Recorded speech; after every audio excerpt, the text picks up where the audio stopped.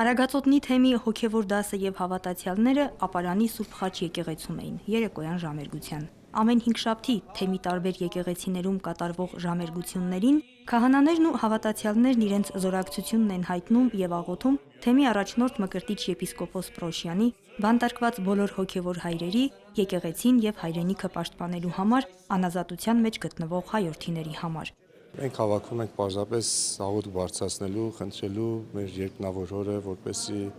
իր մեծ ողորմությամբ միջամտի, աջակցի, ողորմի, մեր ժողովրդին իմաստություն տա, մեր ժողովրդին լույս տա, առաջնորդություն տա, կարողանալու հավատարիմ լինել իր եկեղեցուն, իր հավատքին եւ իր ազգային արժեքներին։ Ժամերգությունը կատարեց թեմի վարչական խորհրդի ատենապետ Շնորհք Աբեղա Պալոյանը։ Ձայնակցում էին Ղազարավանի Մենաստանի միանձնուհիները։ Տեր հայրը վկայակոչելով Պողոս Առաքյալի խոսքերը ներկաներին հորդորեց փորձության մեջ աննկուն մնալ եւ միաբանված։ Մեր հայրերն ու պապերը հետևեցին առաքյալների խոսքերին եւ իրենց վարմունքի վաղճանը տեսանք։ Որևէ կերպ Քրիստոսին չուրացան, որևէ կերպ եկեղեցինը չանարգեցին,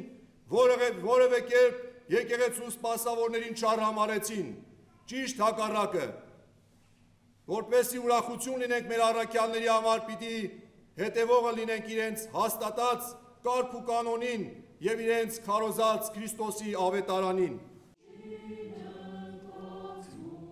Հաջորդ հինգշաբթի օրը միասնական ժամերգություն կանցկացվի Ոսկեվազի Սուրբ Հովհաննես եկեղեցում երեկոյան ժամը 19-ին։ Սոնա Խաչատրյան, Հարություն Տոլանյան, Եկեղեցական կյանք։